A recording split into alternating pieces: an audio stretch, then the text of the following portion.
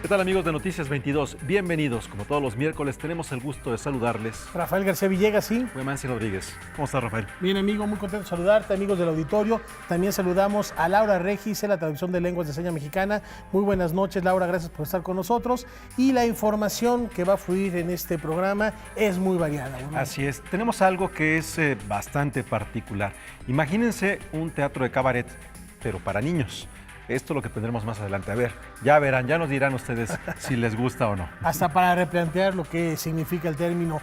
También les estaremos platicando de arte wixárika. Así es, tendremos algunos detalles sobre las expresiones de este grupo mal llamado huichol.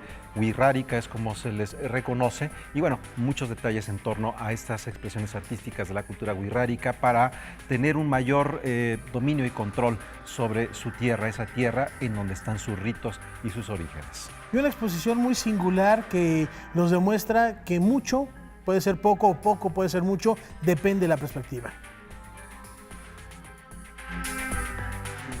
Borrando, ¿no? O sea, primero es una gran mancha y luego a base de borrar, curiosamente, en lugar de que vaya quedando, se van tapando, entonces van quedando los vestigios que yo considero que van en las piezas, ¿no?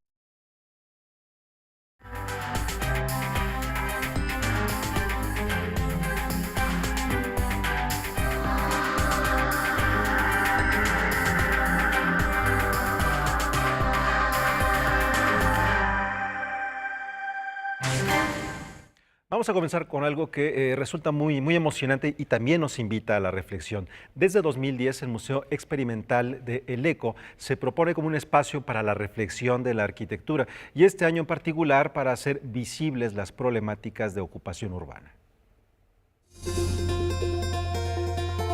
El Museo Experimental del Eco presenta los resultados de su concurso Pabellón 2018, que propone una reflexión arquitectónica y espacial para proyectos efímeros que no son ni privados ni gubernamentales y que se muestran en el museo durante 2 meses. Este año Pabellón cuenta con nuevos ejes. El primero es el concurso que se convierte en bienal y a partir de ahora cuenta con un curador invitado.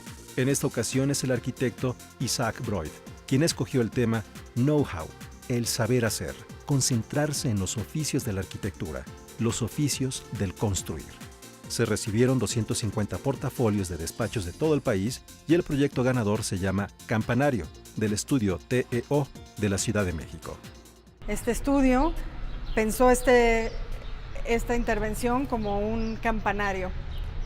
Es un proyecto que pienso ganó el concurso por un lado por una economía de materiales total, ¿no? Son 2 materiales, la varilla de construcción soldada, hacer esta retícula, y por otro lado unos platos de cobre martelinado hechos por artesanos en Santa Clara del Cobre, que crean una superficie, una techumbre que brilla más o menos como esta arquitectura, ¿no?, de Frank Gehry y estas superficies muy atractivas en un trabajo artesanal que además al mover estas varillas provocan un sonido.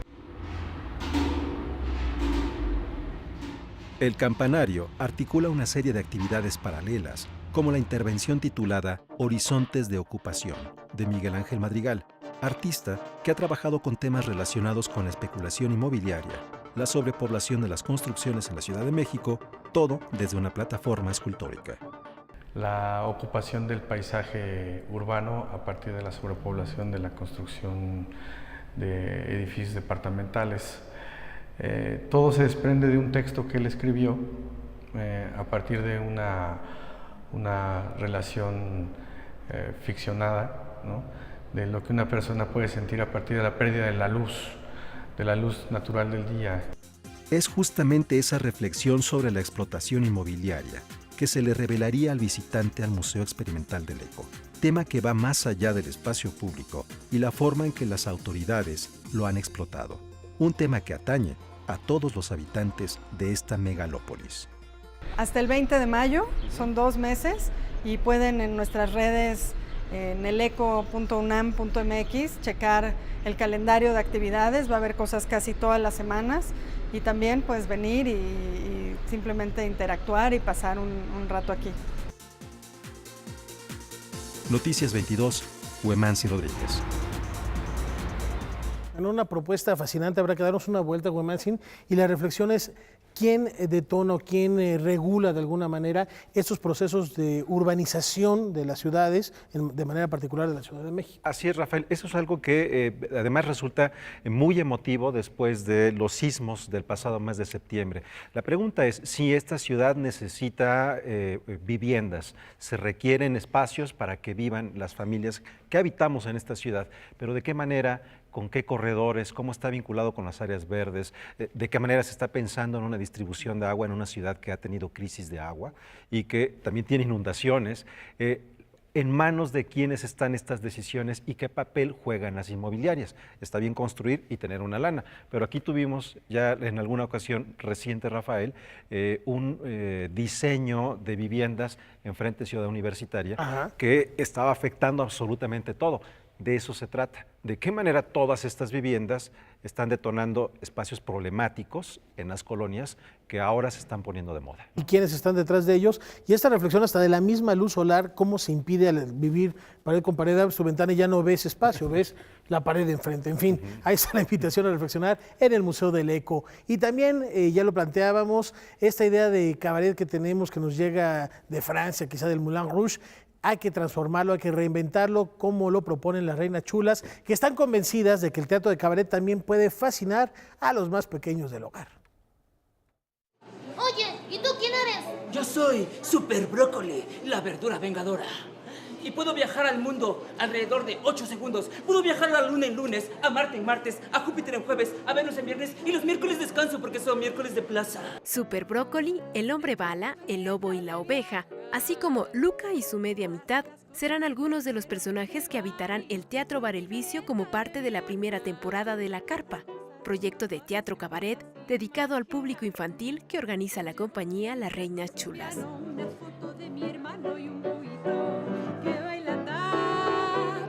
La diferencia un poquito con el teatro convencional sería que pues tocamos temas siempre, dijésemos que bajo la perspectiva de los derechos humanos, por ejemplo, temas feministas, temas en los que los prejuicios y los estereotipos se nos caigan o los cuestionemos, y todo eso siempre con el humor.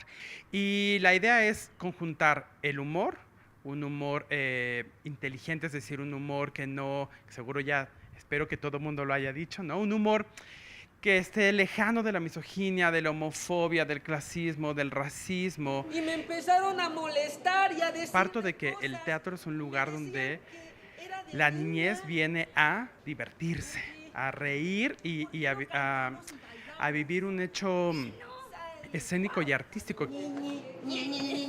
Y bueno, tenemos compañías que han estado a nuestro lado desde hace muchos años, como Cabaret Misterio de Andrés Carreño, como El Hombre Bala de Yurief Nieves, viene una compañía de Morelos que es La Guayaba y La Tlayuda, viene Talía Loaria. Básicamente son estas 4 compañías y desde hace rato estábamos las Reinas Chulas preocupadas por generar este público infantil, aunque nosotras personalmente no hemos hecho mucho teatro infantil. No me quites el poder de querer poder.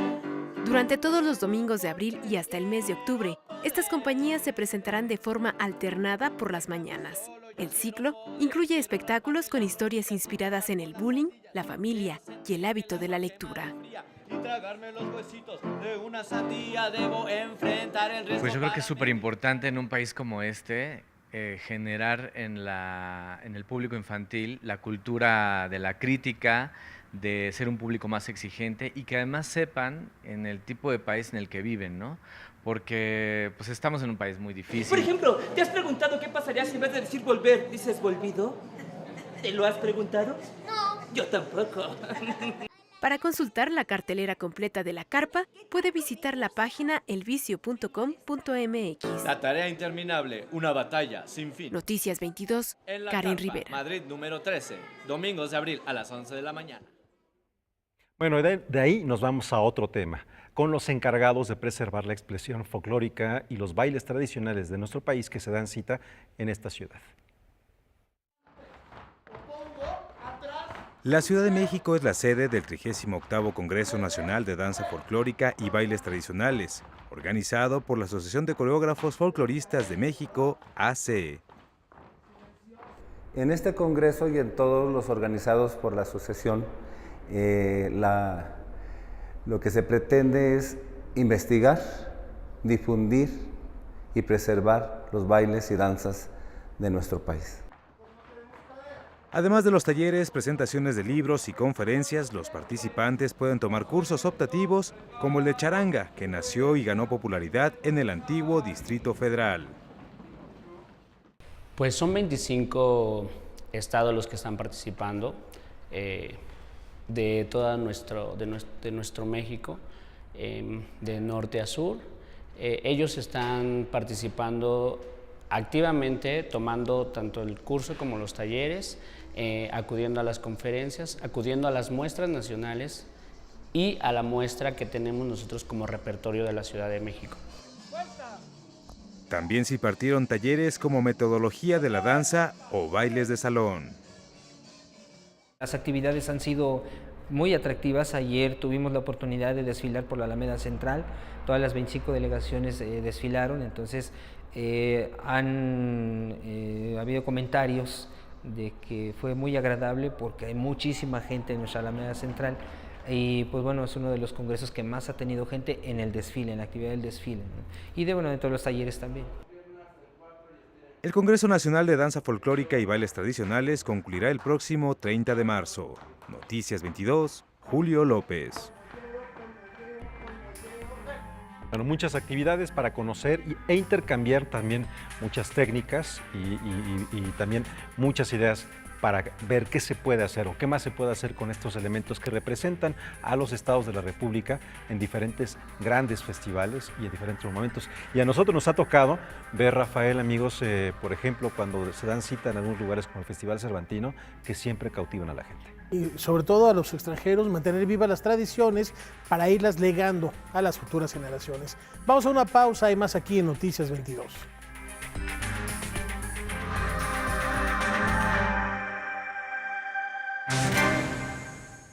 Gracias por continuar con nosotros en Noticias 22 y les comentamos que Penguin Random House ha puesto en circulación nuevamente el libro de crónicas Aquí no es Miami, con el que la joven escritora veracruzana Fernanda Melchor nos deslumbró ya hace un lustro.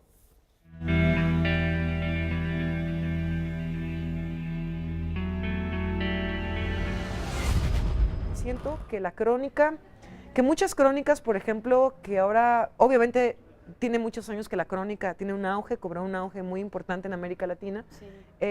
Pero yo siento que el modelo de crónica sigue siendo un modelo muy tradicional, que no se atreve con el lenguaje, que siguen siendo reportajes con adjetivos. Las crónicas de Fernanda Melchor son todo menos reportajes con adjetivos. Transitan entre el periodismo narrativo, el relato y el ensayo.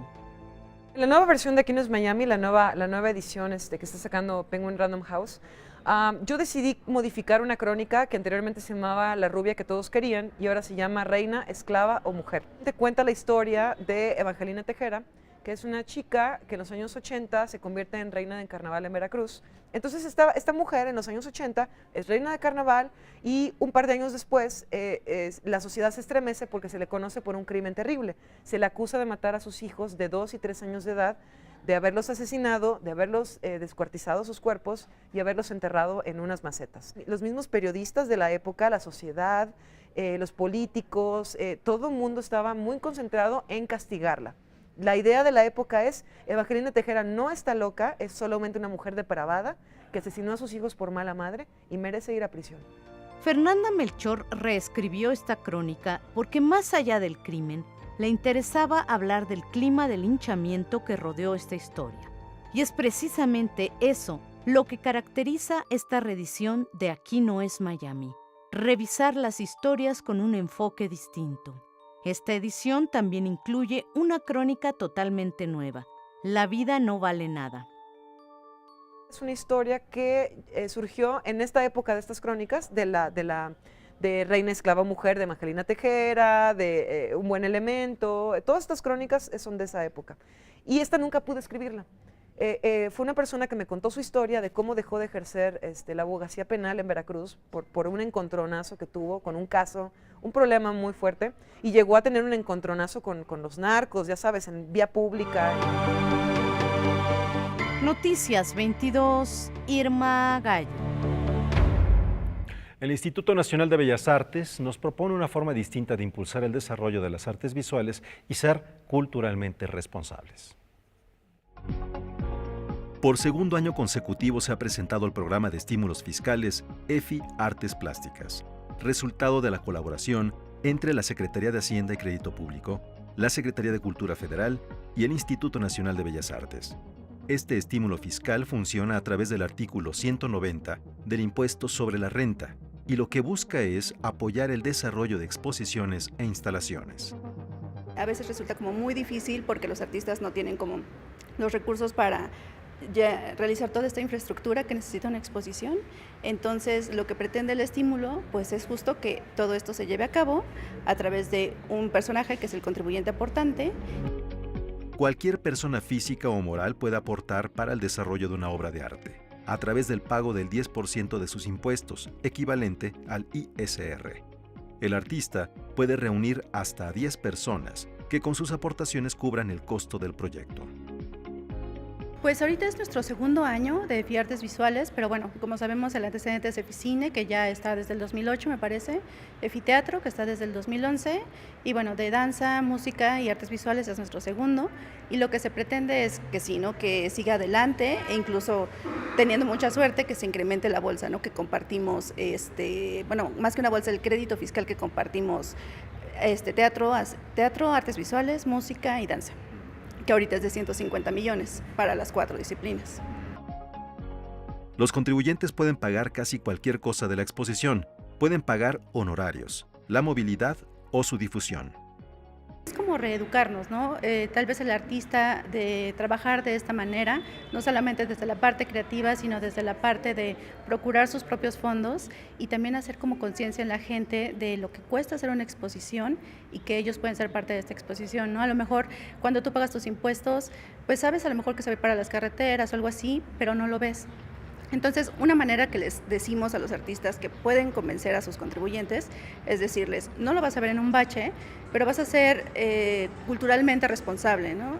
Noticias 22, Huemansi Rodríguez.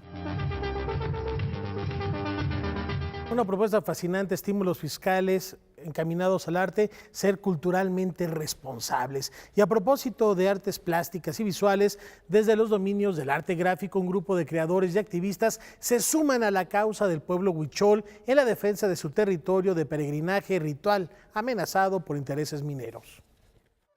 Reconocidos por su trabajo en Chaquira, los huicholes habitan en la Sierra Madre Occidental, en donde convergen los estados de Zacatecas, Durango, Jalisco y Nayarit. Desde hace años han emprendido una defensa internacional de sus tierras ante la explotación de las mineras.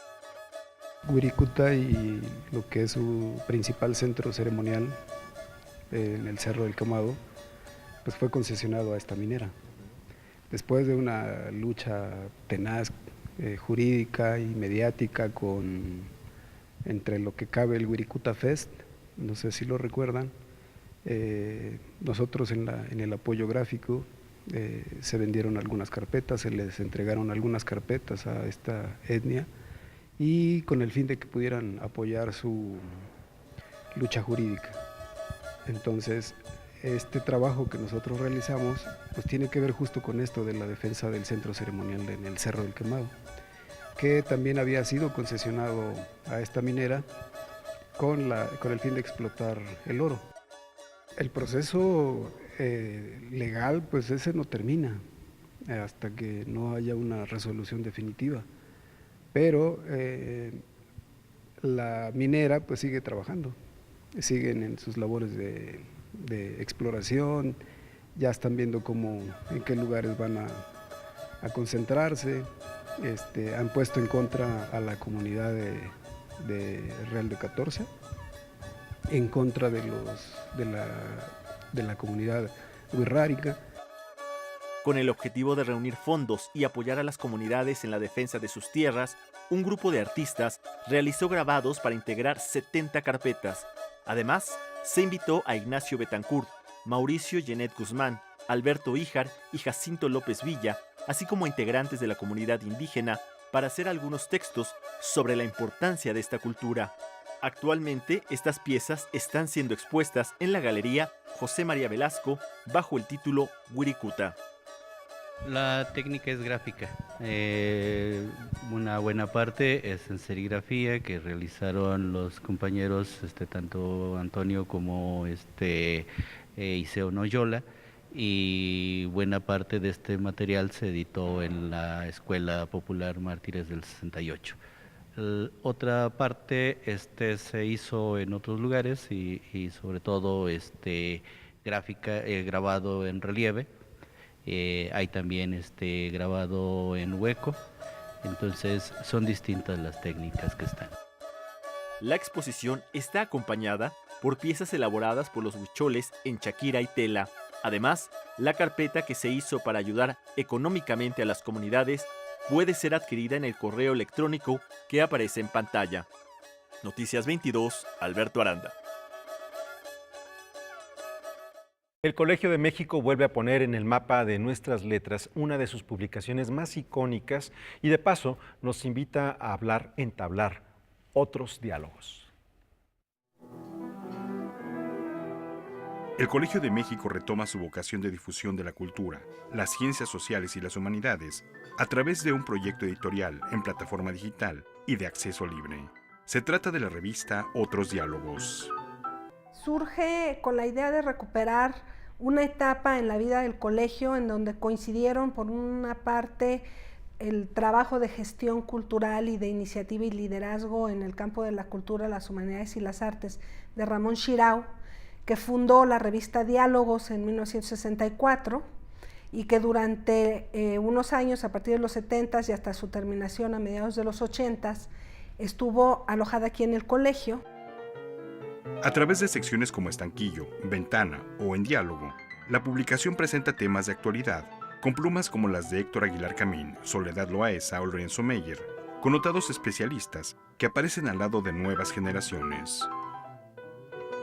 Y otra de nuestras aspiraciones es combinar generaciones, ¿no? Y eso está tanto en la integración de los autores, tenemos autores que son intelectuales del colegio y de fuera del colegio muy consolidados, pero también estamos incorporando la visión de jóvenes, de estudiantes del colegio en artículos en cada uno de los números, y pues esperamos con eso lograr un diálogo entre diferentes disciplinas, humanidades, ciencias sociales, un público más abierto y entre generaciones. Otros Diálogos también aspira a llegar a un amplio público lector.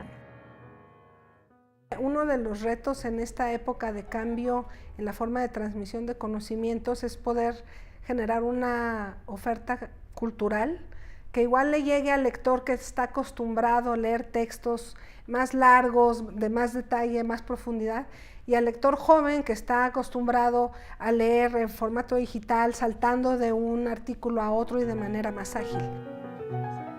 El segundo número tiene como eje textos vinculados con Donald Trump a un año de su presidencia.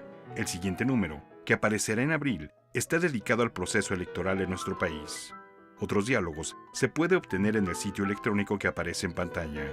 Noticias 22, Víctor Gaspar.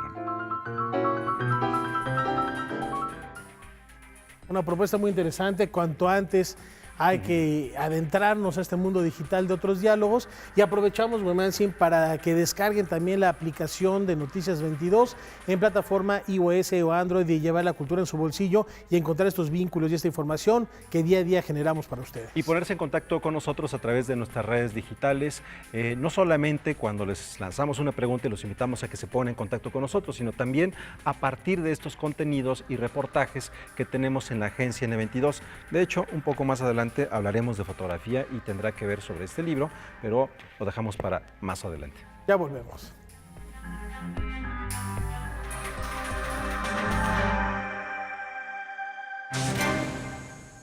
En constante búsqueda de nuevos lenguajes, Mauro Gómez hace de los vestigios su propio quehacer como pintor, y esto es una obra de arte.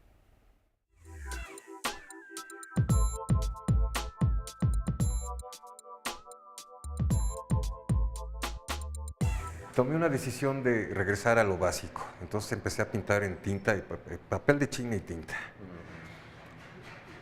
Por cuestiones de del papel, empecé a recortarlo y empecé a ver que me rendía mucho si cortaba piezas de 25 por 70 centímetros. Entonces primero empecé a hacer mis primeras piezas, mis primeros apaisados. Y luego dije, bueno, si uno 2, si uno 3 y si uno 4, hasta que llegué a unir 4, ¿no? Entonces empieza a hacer ya los grandes paisajes, los grandes relatos, ¿no? En la rendija famosa, ¿no? Y luego ahí ya volví a pasar al óleo, que me siento como en mi casa con el óleo, y ahí seguimos. Son los restos que han ido quedando de mi pintura, de mi trabajo, que ya tengo 30 años en esto, ¿no?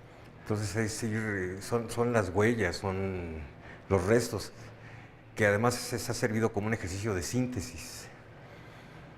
Además, otra cosa, llegué también a un formato muy apaisado, porque de alguna manera lo que quiero hacer es mostrar nada más un pedazo de una obra grande que está atrás y yo nada más pongo una rendija, ¿no? Más bien ir borrando, ¿no? O sea, primero es una gran mancha y luego a base de borrar, curiosamente, en lugar de que vaya quedando, se van tapando, entonces van quedando los vestigios que yo considero que van en las piezas, ¿no?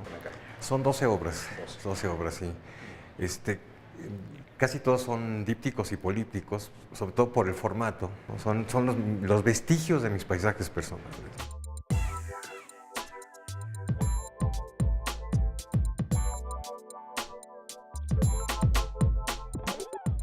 Y hace 20 años, la dramaturga canadiense Suzanne Le Beau se ganó el reconocimiento internacional por su obra infantil El Ogrito, la historia de un pequeño y su encuentro con un mundo desconocido que ahora podemos disfrutar aquí en México. Tengo miedo del olor. Los porqués de los niños no tienen prejuicios. Estas son palabras de Suzanne Le Beau, dramaturga quebequense, autora de El Ogrito, actualmente en cartelera. ¡Simón! El Ogrito es un niño de 6 años que tiene que empezar a ir a la escuela, pero pues no es igual que los demás niños y su madre tiene que mandarlo a la escuela.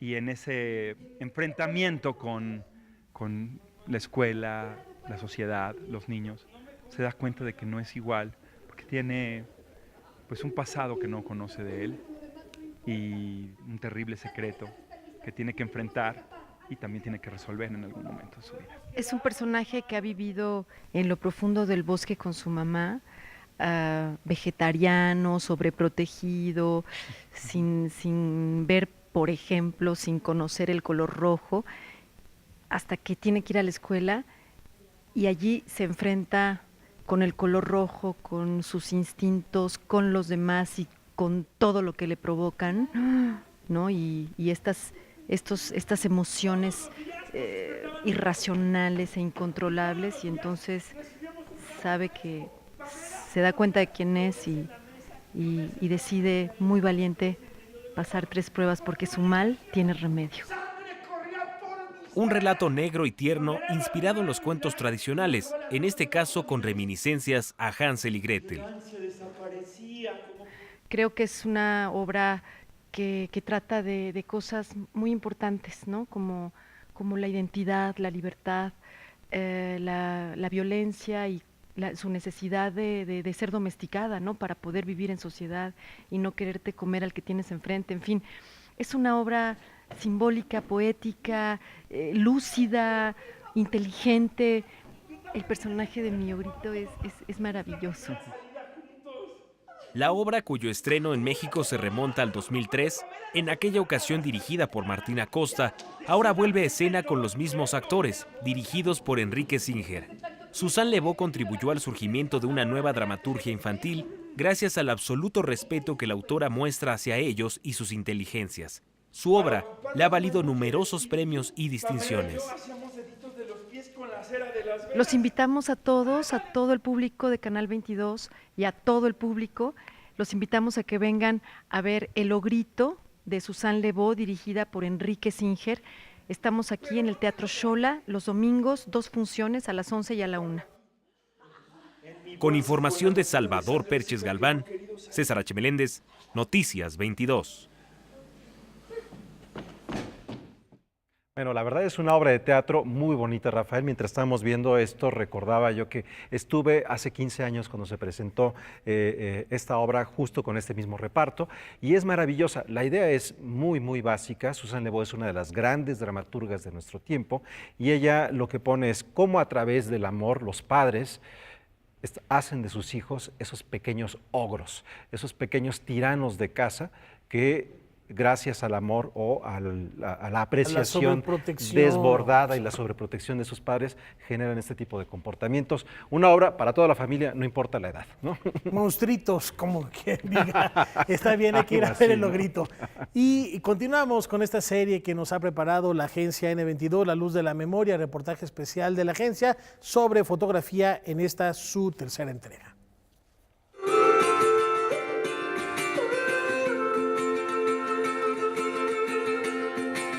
La fotografía de conciertos, pues siento que nadie te puede enseñar, o sea, en un salón no te pueden decir, va a pasar esto, porque siempre los conciertos son diferentes.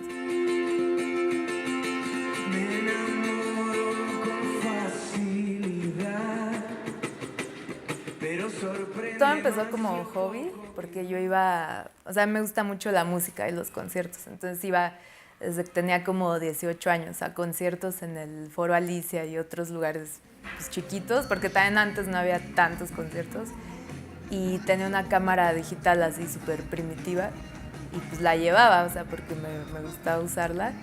Y después también al mismo tiempo yo empecé a hacer páginas de internet para grupos.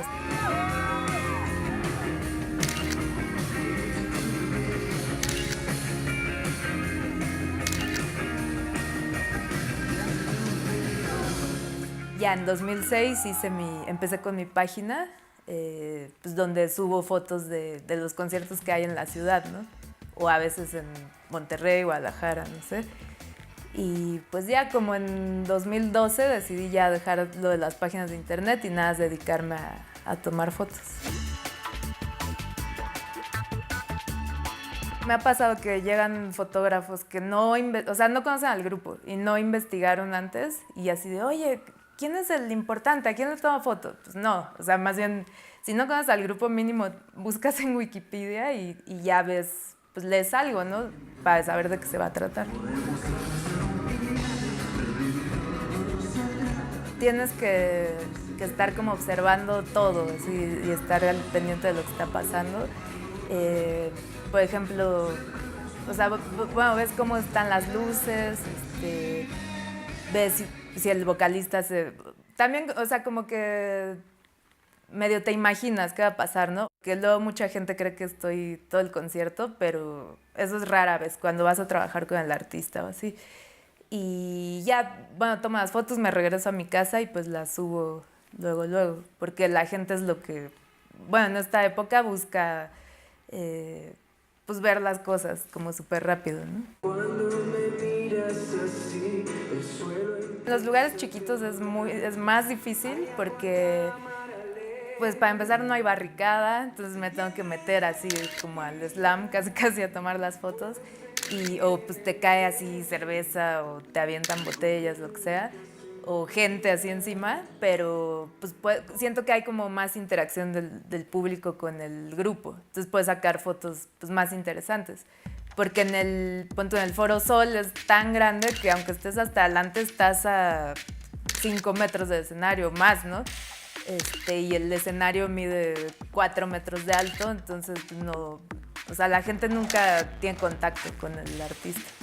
Entonces siento que es como, ahí está el grupo como en un aparador y pues las fotos también se ven así, como más limpias y todo, pero pues no tan emocionantes, según yo.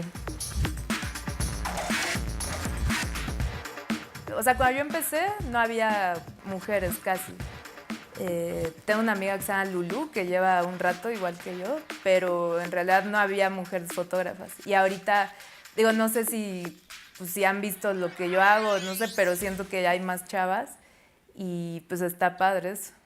Y ya, digo, ya cada vez menos tengo ese problema de que, ¿a poco sabes usar la cámara? Porque pues ya, si hay 15 fotógrafos, hay 6 mujeres. Está súper bien.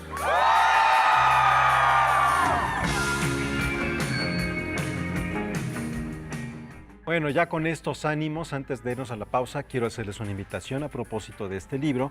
Ustedes entren a Agencia N22, ahí encontrarán un reportaje especialmente para este espacio, para la red, sobre este fotógrafo, y ya vieron aquí que es Michael Stipe, quien es nada más y nada menos que el vocalista de R.E.M. Cuando hizo estas fotografías, estaban en el mejor momento de su carrera, y bueno, se suma a estos otros rockeros, fotógrafos, como Thurston Moore, como Bryan Adams, como también el baterista de Police, etcétera. Tony Levin, también gran fotógrafo. Por mencionar algunos. Y mañana les presentamos también este reportaje aquí en Noticias 22. Por lo pronto, una pausa y al regresar, habitaciones propias, mujer y migración. Volvemos.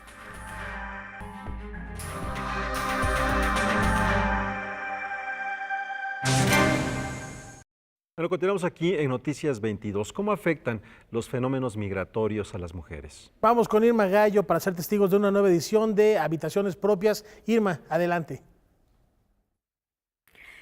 En efecto, muchísimas gracias. Pues sí, el tema de estas habitaciones propias hoy es la mujer y la migración. ¿Cómo la mujer migra? ¿Por qué la mujer migra? ¿En qué es distinta la migración de la mujer a aquella del hombre? Y tengo dos invitadas de lujo y estoy muy contenta de que hayan aceptado estar aquí. Montserrat, a mi derecha, empezamos por el orden típico nada más de la situación de los lugares. Montserrat Galván Godoy de Dreamers Moms Tijuana, muchas gracias. Gracias Montserrat a ti, por Irma. estar aquí. Y Marta Sánchez Solar del Movimiento Migrantes Centroamericano. Les agradezco muchísimo, Marta, estar aquí. Bueno, Encantada. empecemos con este tema. Monse, ya que estás tú de este lado, cuéntame, ¿por qué migraste tú en primer lugar y cómo fue tu proceso migratorio? Pues yo migré a los 17 años. Fue por cuestión de tener una economía un poco mejor, una vida mejor, un sueño americano, como le llaman. Y fue a los 17 años con mi ex esposo. A esa edad yo migré con él.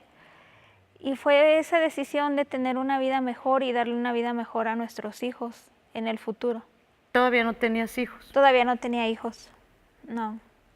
Y esa fue la decisión que tomamos los dos para migrar a Estados Unidos. ¿Migraste con documentos o sin documentos? Sin documentos.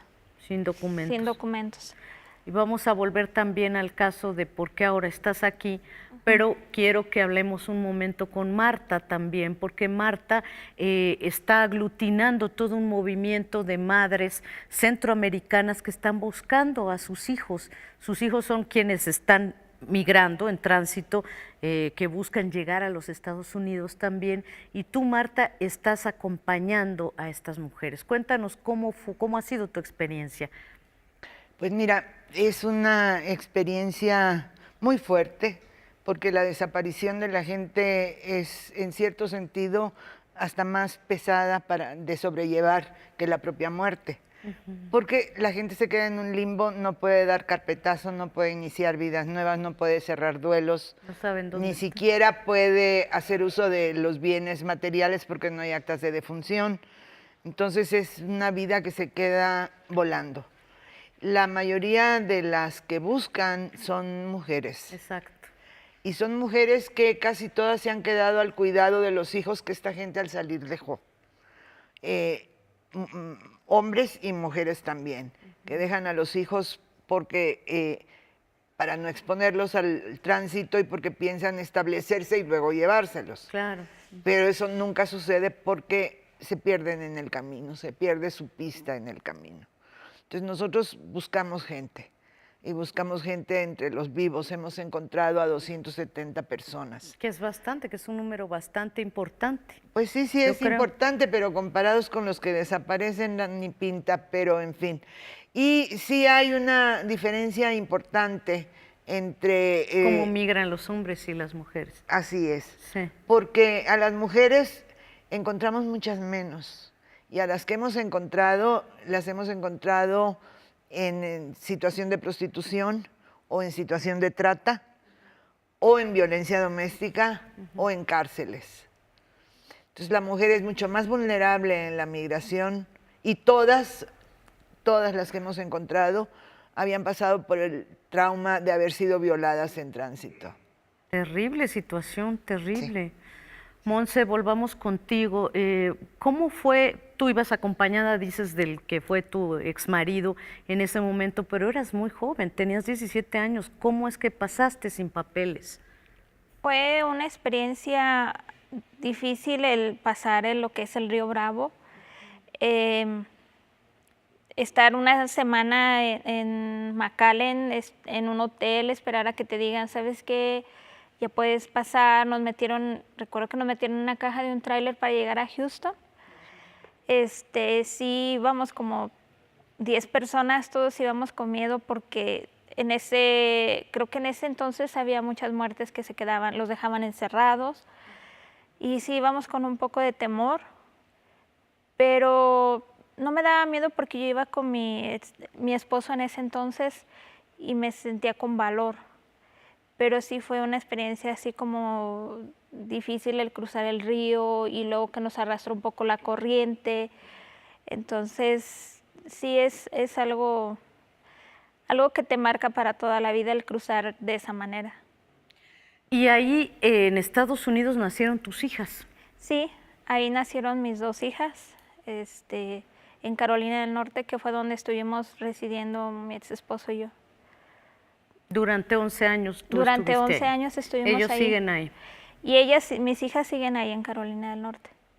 Bueno, antes de volver con Marta, de devolverle la palabra a Marta, con este tema de las madres buscando a sus hijos o a sus nietos o a sus sobrinos centroamericanos, nada más quiero que nos digas, Monse, ¿qué hace Dreamers Moms Tijuana? ¿Por qué estás tú ahora aquí? Tú estabas en Estados Unidos, ahí nacieron tus hijas. ¿Qué pasó para que estuvieras ahora aquí? Yo estoy aquí a causa de lo que es violencia doméstica. Yo viví pues todo el tiempo que estuve con la violencia doméstica y es por la que estoy aquí. Lo que hacemos en Dreamers Moms es que apoyamos a otras madres que salen como en nuestra situación deportadas y no tienen a dónde ir, no tienen muchas veces familia, toda su familia está en Estados Unidos, entonces les ayudamos también con su caso legal, si se puede arreglar algo, lo apoyamos con abogados y pues también a darles, si ellas quieren regresar a su lugar de origen, conseguirles para el pasaje y conseguirles dónde se puedan quedar, y más que nada brindarles apoyo porque muchas de las que estamos en Dreamers Moms salimos sin nada, sin nadie que nos esperara del otro lado, con miedo, qué va a pasar, qué vamos a hacer. Entonces, ese es nuestro apoyo hacia otras mujeres y también hacer como conciencia a otras mujeres que están dentro de Estados Unidos, decirles que no se queden calladas, que hay solución, que si sufren violencia doméstica o algún otro tipo de violencia que pueden arreglar, pueden aplicar para lo que es la visa tipo VAWA, todo ese tipo. Entonces, esa información es la que damos y de esa manera apoyamos a otras mujeres y también a hombres. También a hombres, es importante decirlo. Por ejemplo, a los veteranos, por ejemplo. Marta, bueno, yo creo que oyendo a Montserrat te suena como conocidas estas historias de violencia, de a veces salir expulsada de un país a causa de la violencia. ¿Qué hacen ustedes concretamente como grupo, como asociación? Bueno, una de las tareas más importantes es organizar la caravana de madres anual, donde vienen 10 madres de cada uno de los 4 países centroamericanos, Nicaragua, Salvador, Honduras y Guate. Y normalmente muchas de ellas ya vienen a realizar un encuentro, porque nosotros ya le encontramos a la desaparecida o al desaparecido. Y como no pueden, ni ellos ni ellas pueden venir a México más que en términos de la caravana, pues se aprovecha la caravana para la reunificación de estas familias. Todo el año buscamos gente. Vamos a Centroamérica, levantamos censos en los pueblos de la gente que nos reporta sus desaparecidos. La cantidad es abrumadora. Vamos a algún pueblito perdido en la sierra, estamos una semana con un letrero en el parque de si quieren que les ayudemos a buscar a los desaparecidos, vengan. Y en menos de 8 días traemos 200 casos documentados, con actas, con fotografías, con todo. Imagínate, y esto es en pueblitos que tienen 2,000 habitantes. ¿Cuántos eran las grandes ciudades, no? No, pues sí, En San Salvador, en Tegucigalpa, ¿no? Así Y tú es. me decías en un inicio que es distinta la migración de las mujeres. Tú nos contabas algunos casos de cómo encuentran a estas mujeres, ¿no? Algunas en la prostitución, otras en la trata, otras en las cárceles. Llegan a ese estado, pero cuando ¿migran solas? ¿Migran en parejas? ¿O ustedes tienen detectado algún patrón, Marta? Mira, antes migraban solas. Era alguna mujer que tenía, o era madre soltera, o tenía problemas de violencia doméstica y escapaba. Sí, que eso nunca. Ajá. Eso era antes. Una constante. Y la motivación fundamental era económica, poder salir de la opresión y poder dar un mejor futuro a los hijos. Pero esto ha ido cambiando conforme ha ido incrementándose la violencia y ahora salen para salvar sus vidas. Claro, claro. ¿Sí? Y se encuentran en México otro problema, igual siguen tratando de salvar su vida. Yo le platicaba a alguna gente que tanto que hemos luchado por derechos humanos y luchábamos por jornadas de trabajo razonables, sueldos razonables. La lucha de ahora es la vida. Claro, claro. Es la vida. Claro. A ese nivel estamos llegando. A ese nivel de destrucción hemos llegado. Claro. Y las mujeres lo padecen al triple porque tienen... Unas son indígenas, todas marginadas, entonces aparte de ser migrantes, tienen todos los otros calificativos que van agregando vulnerabilidad.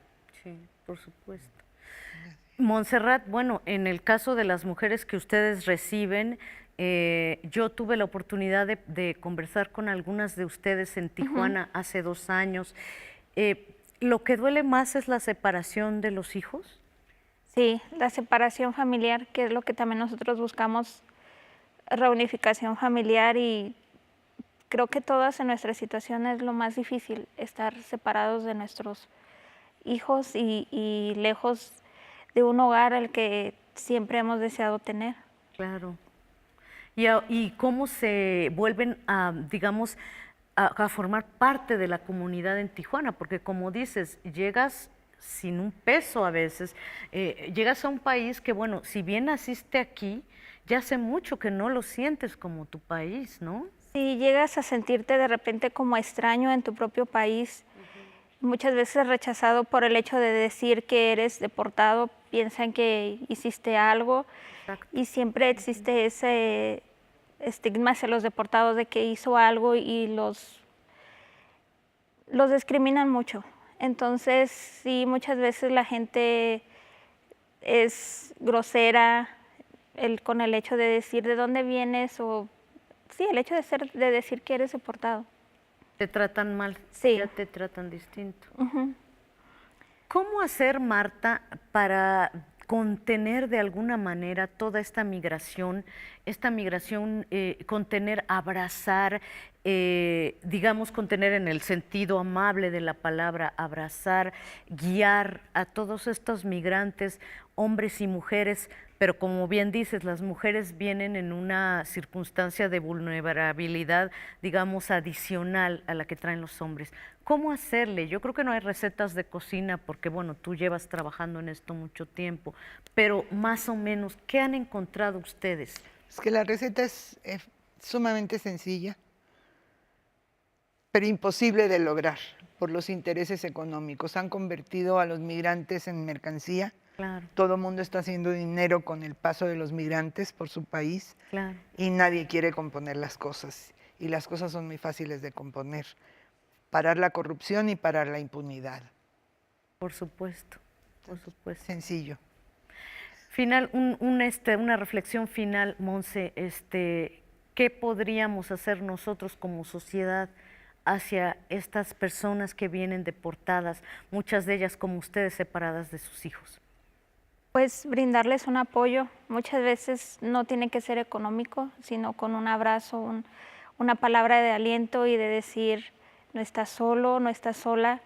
Con eso es muchas veces más que suficiente, porque en esos momentos no hay consuelo. Siempre hay un vacío en esta separación. Pues les agradezco muchísimo a las dos, Marta, Montserrat. Muchas gracias. Volvemos con ustedes al otro lado del estudio.